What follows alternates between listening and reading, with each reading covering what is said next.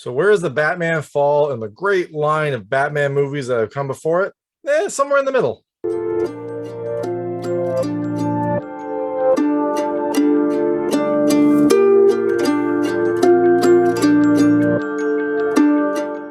Hey everyone, this is David Stark from Watch Our Pass. I know you might not recognize me with this awesome mask on, and I'm going to talk to you about The Batman, the all-new, gritty, realistic-ish, true crime-ish reboot to the Batman franchise. It stars Robert Pattinson, Zoe Kravitz, Paul Dano, and a whole lot of other great characters, and it restarts the Batman franchise in a much darker, I don't know, more visceral type of situation. It was so dark. I got my little companion friend here, Bat Bear, to help me out to kind of lighten the mood. But this movie is dark. It is a PG-13. It is a hard PG-13 movie. So if you got kids, wouldn't recommend bringing them to this movie. It's not like ultra violent, but there is some dark subject matter that happens. There is some violence that happens. It is definitely on the more gritty pantheon of Batman movies. Now, I know you're going to ask, where does this fall on the various Batman franchises that have come before it? I'm going to say somewhere in the middle. There's a lot of things I really like. So, first I'm going to go with my hot take. My hot take is I think this movie is ultimately a rental. There was a lot that I really loved about it, especially like in the first hour. I loved the darker tone. I loved the true crime aspects. I loved that, the combat felt more visceral, that the overall tone was just more kind of downtrodden. And that I think they got the Batman character, the Batman part right. In the dread that he had, they've made him a true detective. All of that I really liked. What I didn't like as much is the film is very, very long. And look, like, I like long movies. This one felt really long. It felt almost like they tried to cram too much into this one movie. I don't know, maybe they didn't think they were going to get a shot, or they really just wanted to have an entire story. But it feels like it's about an hour too long. It feels like there was a nice breaking point, maybe about an hour 45, maybe even 2 hours, 20 minutes in. That was a nice breaking point. And then it kept going. And also, there were some aspects of the overall plot that I didn't really like. I didn't really connect with the things that were happening. So I'm going to tell you a little about the film, a few things I liked, a few things I didn't like, and then go into the ending. So as you can imagine, there will be spoilers in this. If you do not want to know what happens in this movie, and you might not, there are some big surprises, there are some big reveals, then turn this off now. If you want to know more, you want to know what happens in the film, or you've already seen it and you just want to hear my thoughts, and let's keep going. So, like I said, on the pantheon of Batman movies, I think this falls somewhere in the middle. I mean, it's not as good as the Christian Bale movies, especially. I like Batman Begins more than Dark Knight. I thought Dark Knight is phenomenal up until the Two-Face part. If it would have ended right at the end of the Joker confrontation, I thought it would have been perfect. But those are I think the gold standard. The Michael Keaton movies are good. And I would put them a little bit above this movie. And then this movie's better than the Val Kilmer and the George Clooney and the Ben Affleck. I wouldn't necessarily rate those movies in that specific order, but this movie's better than those. Now, the Batman is a gritty, I know I said gritty a lot, it is very gritty. The Batman is a gritty, kind of darker reboot of the franchise where you have Batman as the Caped Crusader, but he's only 2 years into his like stint, and he doesn't like fly onto the scene. He doesn't have a big splash. So even at the start of the movie, he's been doing it for 2 years. There are people that still really don't know him. Like they know of this like masked vigilante, but people like haven't seen him. He comes upon some thugs and they're like, "Who are you? Like, who are you trying to be?" So he is still kind of establishing himself, but there are some inroads into like the ultimate Batman character. He has a relationship with Lieutenant Gordon in this movie, and there is a bat symbol. And the bats, I love it because the bat symbol is not bright; it's like dim.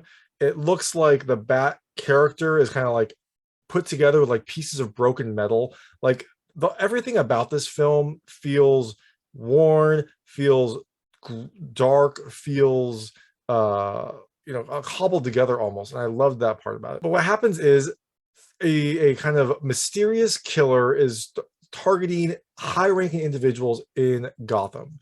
Starts with the mayor and then moves on to some other high-ranking individuals. So Lieutenant Gordon brings in Batman, who he is basically the only person in the force that kind of trusts him and wants to work with him.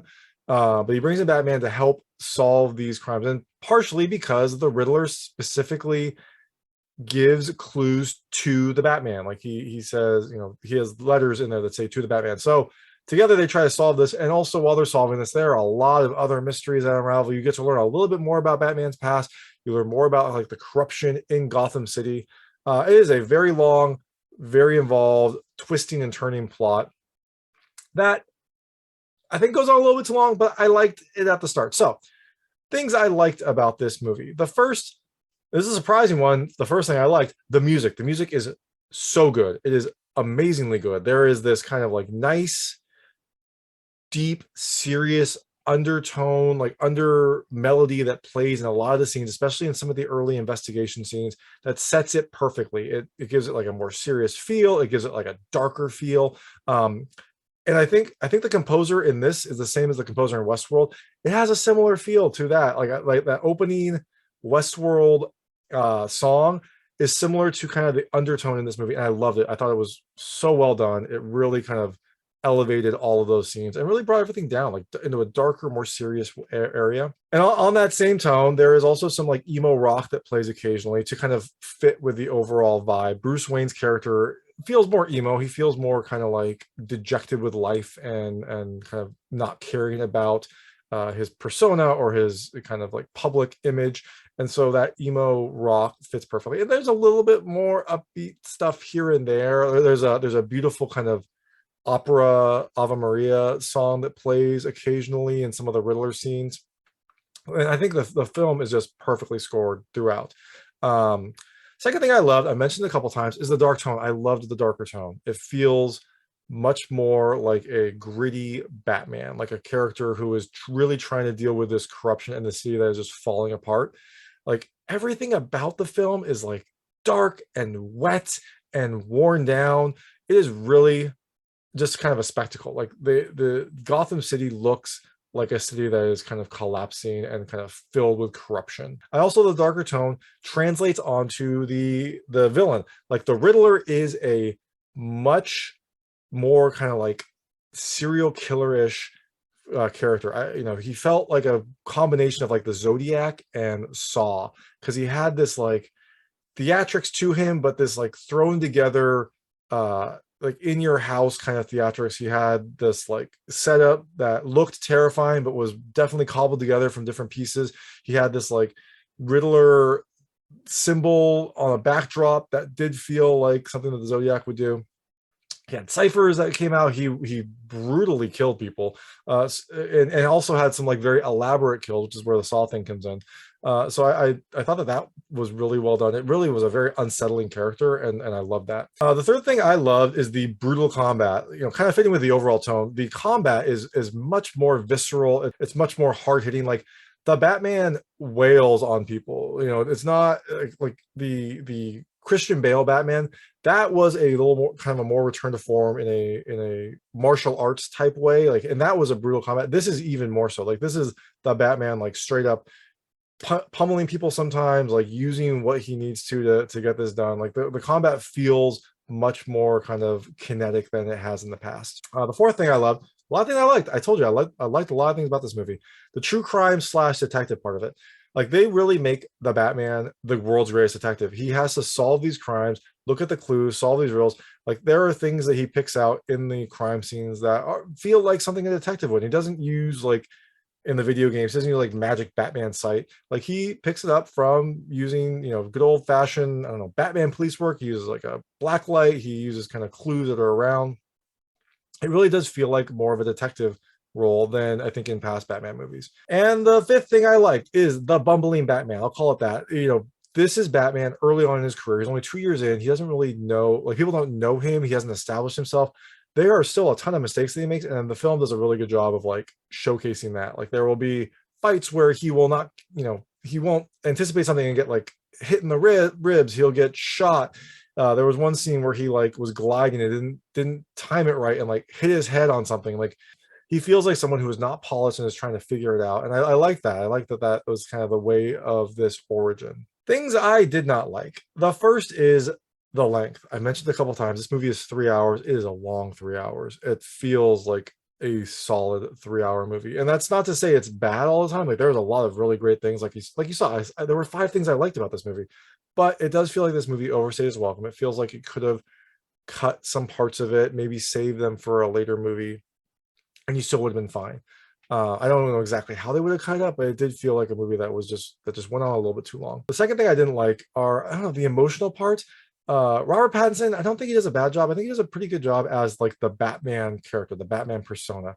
But when he's being Bruce Wayne, and I don't know if this is, I don't think this is a fault on him, but he is supposed to be this kind of uncaring character. And it's not really, it doesn't really connect with you. Like this Bruce Wayne that's just kind of like over life and like only cares about being Batman. That is fine, but there are some scenes where like Bruce Wayne's character has to become emotional that just don't feel right. They don't fit, and they feel like maybe, I don't know if it's like Robert Pattinson's acting or just the character, but they don't hit like I think they should. The third thing I did not love is that there's no origin story. Now you get some bits of the Batman origin, like what happened to Thomas and Martha Wayne, what happened in the past, but you don't get an origin sequence, and you really only get snippets. Like you don't really know why Batman is Batman, and maybe they're saving that for later movies. Maybe that's it. But it did feel weird to have a Batman movie, especially a reboot movie, without a full kind of Batman origin. And I think maybe part of the reason is I loved Batman Begins and like that whole origin sequence. I think that's my favorite part in any of the Batman movies. So maybe I'm just missing that. And the last thing I did not love is the final like plot, the final scheme of the Riddler, because the Riddler had a solid, mysterious reason, but it all was kind of rooted in this ultimate goal. And then there is this like second sequence of his story, which again is part of what made this movie so long, that just kind of went off the rails. I'm gonna go into the ending, but it felt like his character just kind of like jumped off a cliff from what his plot was before. So now I'm gonna go into the ending. Again, massive spoilers. There will be massive, massive spoilers. Do not watch this if you don't want to know about the film. All right, you've been warned. So we find that like the Riddler's main goal is rooting out corruption in Gotham City. He's trying to get rid of like dirty cops and politicians, and he's making big examples of them. And like I said, he's kind of a mix of the Zodiac and Saw. He has these kind of theatrical deaths, these like very elaborate setups, and there are notes and clues in there. There are ciphers that have to be decoded to figure out like what happens next. And the Riddler himself looks like kind of a Zodiac type character. Like he's got this like black mask on. You can see his glasses, but like he looks like a serial killer, essentially, like a deranged serial killer. Now, his victims, like I said, are high level people. So it starts with the mayor, and then he goes to the chief of police and the DA, and eventually he arrives at Thomas Wayne as like a corrupt individual, which is interesting. Like Thomas Wayne is normally viewed as this like beacon of light in the Batman universe. So having him as a corrupt person was interesting, especially having like the Riddler think he was corrupt was an interesting twist. And so because he focuses on Thomas Wayne and Thomas Wayne is dead, that means necessarily Bruce Wayne has to pay for the sins of his father. And so that makes Bruce Wayne a target. We don't necessarily know why Thomas Wayne is targeted until later. And this is, you find this is kind of the origin story of Batman, and this is why he was targeted. So you find out that Thomas Wayne was going to run for mayor. He wanted to finally like fix Gotham, put his, do some public service, and he wanted to run for mayor. He wanted to run for mayor for very good reasons. But during this run, a reporter was doing some background digging into him and found out that there were some secrets in like the Wayne and Arkham family. I guess that's like the two founding families of Gotham. And one of those things that was kind of kept hidden was that Martha Wayne, his wife, had been in and out of mental institutions for her, throughout her life. The reporter was going to run with this story. He was going to release it right before the election, and Thomas Wayne didn't want that to happen. He thought it would derail his election, which it probably would have. And so he tried to bribe the reporter to stop the story, but then he approached Falcone, like desperate, saying like, I need this to go away. Like, please convince him to not publish this. Knowing that Falcone was probably going to rough him up. Falcone says, you know what? I'm going to go extra on this. And he ends up killing the reporter, mostly so that then he could have something on Thomas Wayne. Then he could say look, you told me to do this. You asked me. Now I have this on you. And so Thomas he's a good character, right? He's a good person. So he is dejected at this. He's like so distraught that this happened. So he threatens Falcone. He's like, I'm gonna go to the police and tell them what happened. Like, I'm gonna tell them what you did. And lo and behold, that is then what caused Thomas and Martha to be killed. They were killed like the next day or that night when he told Falcone. So we find out that is who killed Bruce Wayne's parents. And we find this out during the movie. This is one of those origin stories where you don't know who killed Bruce Wayne's parents. It was unsolved until the movie when the Riddler and Bruce Wayne were kind of exploring this sequence. So going back to like the Riddler's overall plot of trying to root out corruption, he is very focused on this rat who was a police informant who formed on this drug lord, I think his name was Marconi, and led to a big drug raid. And someone had talked to the police to give them this information, and the Riddler is focused on rooting out the rat because that is kind of, he says, the origin of a lot of this corruption. So eventually we find out who the rat was. There were a couple people that were thought of. At some point they thought it was Penguin, who was a character in this movie. He doesn't have a big role, but he has, plays a kind of henchman of Falcone's. But we eventually find out that Falcone was the rat. So he turned on Marconi to kind of topple him, give the police this like big raid and kind of topple a rival. But then he took over this drug ring and kind of kept it running. And so we also find out that he used this kind of charitable renewal fund that was set up by Thomas Wayne to help rejuvenate the city as a way to funnel money in and out of various political circles. So it was this like large fund that had no oversight. And so Falcone used this to essentially buy off individuals in the government, like buy off the mayor, buy off the DA, buy off politicians, buy off cops. And so he used this as a way to like essentially oversee Gotham. And so the renewal fund that is supposed to be this big, wonderful charitable service is a kind of a vehicle for corruption. So now that we know all of this, Falcone is eventually arrested, and we see, he's arrested by Lieutenant Gordon, and we see that there are actually some good cops left in the city because he's taken out and there's a whole throng of cops around. So, Falcone didn't control everything, or did he? We'll find out. And as he's leaving, the Penguin basically doesn't threaten him, but he's like, hey, enjoy your first night in Arkham. It'll probably be your last one since you're a snitch, because he was the rat. He ratted on Marconi. And Falcone insults him. Penguin is about to pull out a weapon, but then Falcone gets shot. And so Penguin's like, look, it wasn't me. And we find out, Batman looks around and sees the Riddler, or at least a sniper perch, and the Riddler up there, and the Riddler kind of runs. And so eventually they track the Riddler down.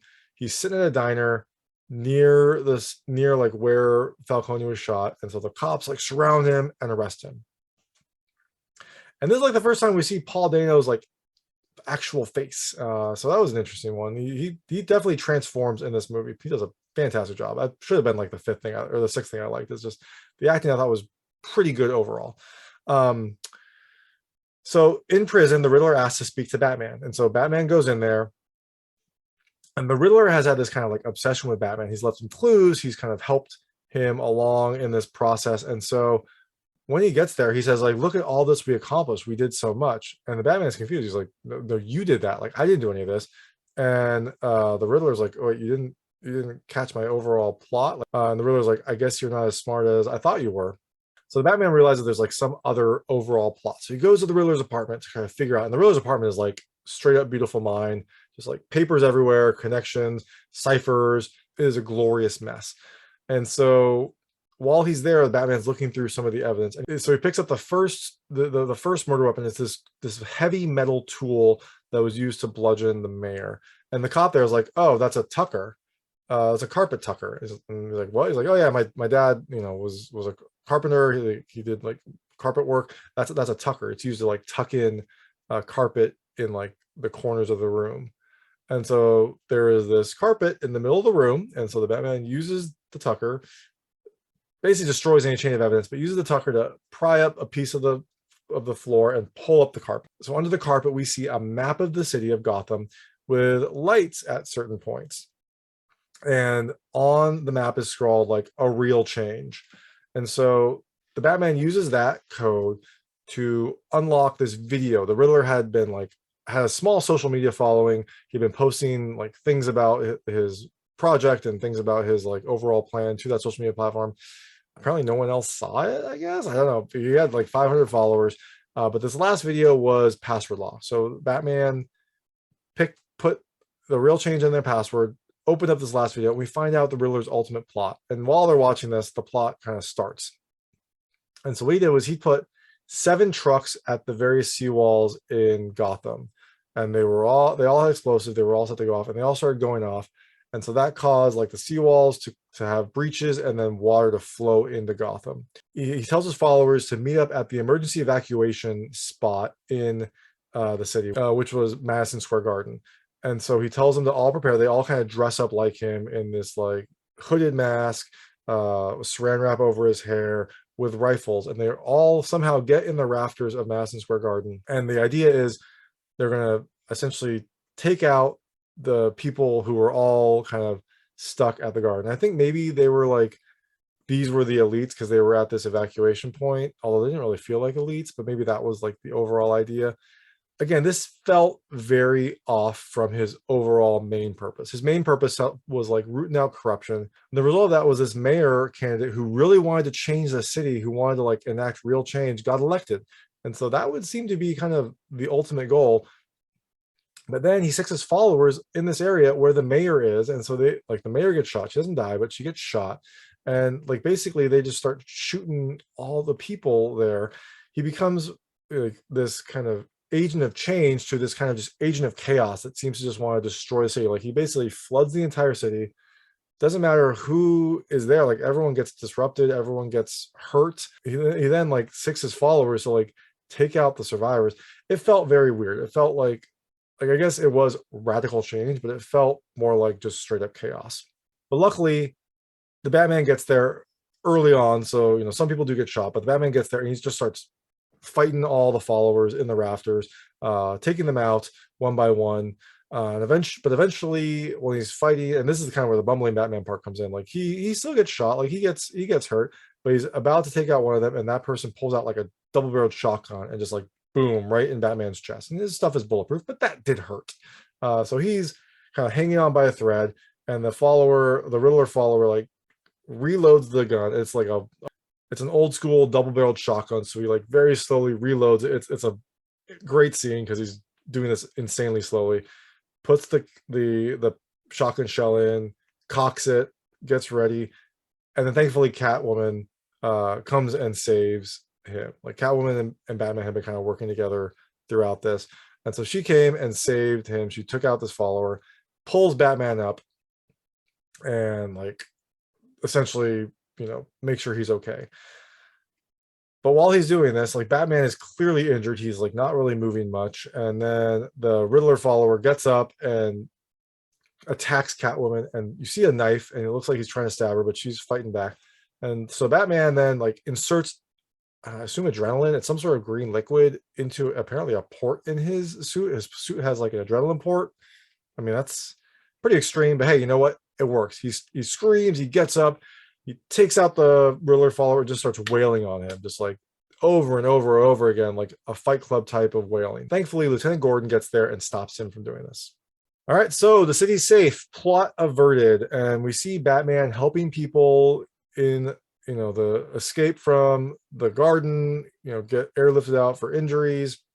And there's a monologue that like has Batman kind of realizing like, oh, like I need to become a symbol of hope, not a symbol of vengeance. Because the entire movie before was him being like the symbol of vengeance, like taking people out, like instilling fear. And now he's like, I need to be a symbol of hope. So he's evolving. He's kind of learning what he needs to be.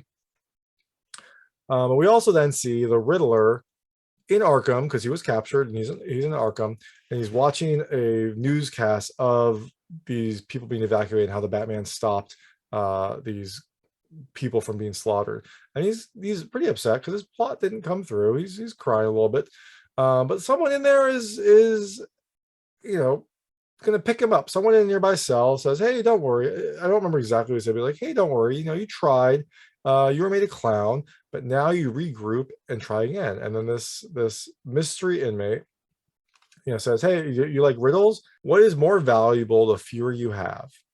And the Riddler's like, a friend. And he's like, that's right, a friend. And then they both start kind of laughing, and the other inmate starts laughing a little more maniacally. So the Joker is revealed. You don't see much of him. You saw like some scarring on his face.